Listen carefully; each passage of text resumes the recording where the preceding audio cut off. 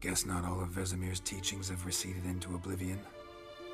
A Witcher can forget to eat, to drink, to breathe even. But a Witcher never ever forgets to care for his blade. Yeah, I used to repeat that incessantly. Never tired of doing it either. What creature was it? Huh? Creature? One that gave you the scar over your left eye. It's new. I don't remember it. Souvenir from the Cockatrice of Spala. Another addition to the collection.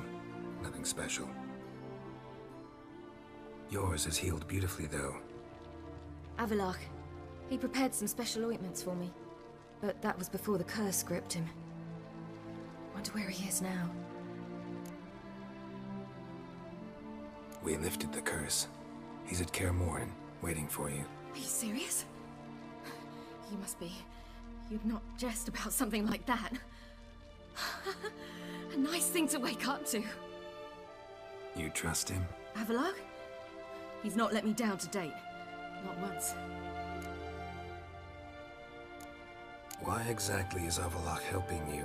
Sages have never been fond of humans. He doesn't do it for me. It's about my power.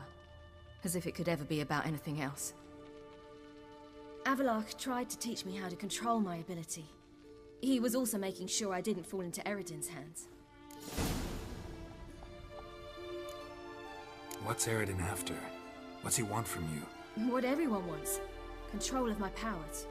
His homeworld faces annihilation. Eredin's decided to invade ours. Brilliant, wouldn't you say? Can't achieve much on his own, so he needs to bring an army.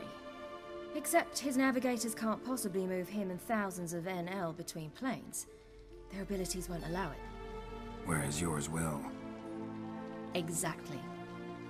And if I die in the process, well, that's a necessary sacrifice.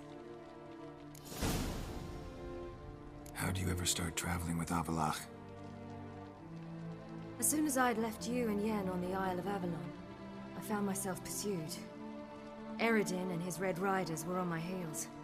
I fled through many worlds, many times. They came very close to catching me once. It was then that Avallac'h appeared, out of nowhere.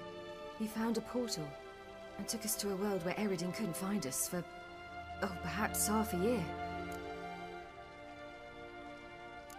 The world where Eredin couldn't find you, what was it like?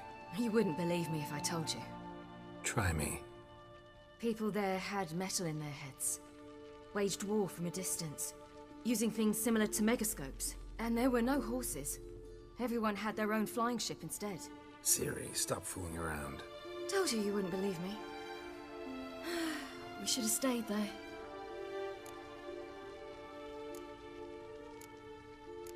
So why'd you return? I thought the hunt had lost my scent for good. I thought I was safe. Besides, I wanted to find you. You and Yennefer.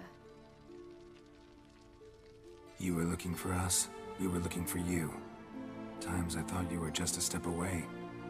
Other times, felt like I was going around in circles. I'm not surprised. There were times I fled pell-mell headfirst and forward. So tell me how it happened, step by step.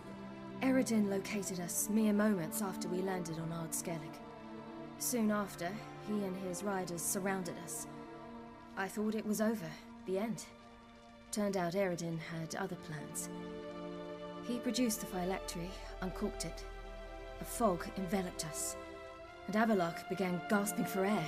That's how Eredin cursed Avallac'h, triggered his transformation into Uma? Yes.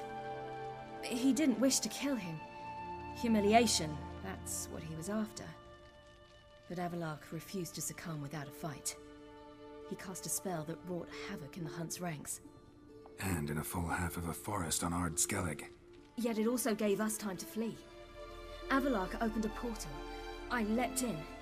He was supposed to follow right behind me, but something went awry. Impaired by the curse, he failed to reach the portal in time. We had agreed that if anything went wrong and we were separated, we would meet at his hideout in Velen. But you failed to meet there. Yes, we failed to. Once through the portal, instead of at Avallac'h's hideout, I landed right in the middle of Crookback Bog. I barely escaped the crones. And then there was the Baron. You know, he took me hunting. I killed a wild boar with my sword. I heard. A coincidence, really. I had no desire to hunt that day, but it felt wrong to refuse. I'd taken nothing remotely resembling a hunting weapon. I simply hadn't intended to hunt. I was wandering through the forest, breathing deep the air. And then I heard a strange sound. Unsettling. Boar attacked you? Mm-hmm. Big as a bison, and lumbering straight at me. And all I had was my sword. I had to manage. Did just fine, judging by how the Baron's men remember it. Simple soldiers, the whole lot. But we got along splendidly. A shame I had to leave. Flee. But I didn't want to bring the wild hunt down on them. Apart from which, I knew by then the curse was progressing. So instead of looking for Avallac'h, I decided to find you and Yen. So how do you even meet a man like Whoreson Jr.? You and Yennefer were nowhere to be found, and I needed someone who could fix the phylactery. No ordinary craftsman would do. I needed a mage, one with extraordinary powers. Dandelion took it upon himself to help me. It was as if his honor depended on it. He arranged a meeting with a mage, but it proved a trap set by the temple guard. Failed to mention that. Probably didn't want to worry you. Later, we learned the guard did that sort of thing regularly, in the hope of nabbing anyone who collaborated with mages. We needed to find another way. That was clear. Then Dandelion said he knew a man who owned a piece of Novigrad, as he put it, could do more than others. He was certain to know someone who could fix the phylactery. Whoreson Jr. Mm-hmm. I suspected it might not be the best idea, but I was desperate. I had no choice. You suspected right. Whoreson was not the ideal partner in crime. Damned simpleton got it in his head that we'd cheated him and kidnapped Dudu. Who you promptly freed only to have to flee to Temple Isle. Great idea. We hadn't planned it. Had no time to consider. We just bolted. I didn't even realize the guardsmen were driving me into a trap. Suddenly there I was, and I knew I had to disappear. At once. And that's when you landed back in Skellige. The shore of Hindisfjall. The first pleasant place that came to mind. Hjalmar and I used to swim there. Wait, so you actually wound up there by accident? I thought you and Avallac'h had arranged something. No, he simply sensed me use my power. Just as Eredin can sense where I am, where I travel. In fact, Eredin arrived soon after I did. His riders in tow. Once again, things happened quickly. Lofoten, the hunt's attack, my flight. And then, dreams. Just dreams.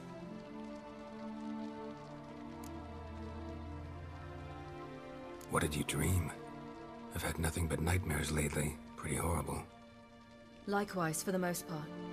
In one, a monster grown from a stillborn child chased you. Ugh, that was horrible. I had a few nice dreams. For example, in one we sat around a fire, drinking good wine, and all around people danced and laughed. I like that one a lot better. Me too. But these dreams, and the others, ended in some tower. No matter what I dream, in the end, I would enter a tower. Recognize it? Know where it might be? Not sure. I don't think so. But there was something familiar about it. And something terrifying. The tower was stark and dead. But at the same time, I felt I had to enter it. Did you? No. Dreams all ended with me searching for the entrance. And the last time, instead of the tower, I saw your grizzled face. If not for the scar over your eye, I'd have thought I was still dreaming. I was afraid you were dead. Found some dwarves here. Said they'd try to wake you, but you were cold as ice, and you weren't breathing. And yet you came in. Who listens to dwarves these days? Speaking of which, they're probably getting antsy. We should go. Got a boat on the beach. Once we land, we'll head for Kaer Morhen. On horseback. Right. Conventional means of travel. They're just better. Though a portal would be quicker. And draw Eredin to us immediately. Rather not risk it. Besides, I hate portals.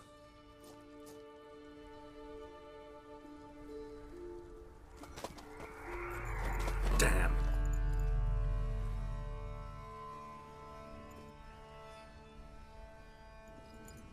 Listen, we gotta think of a way to...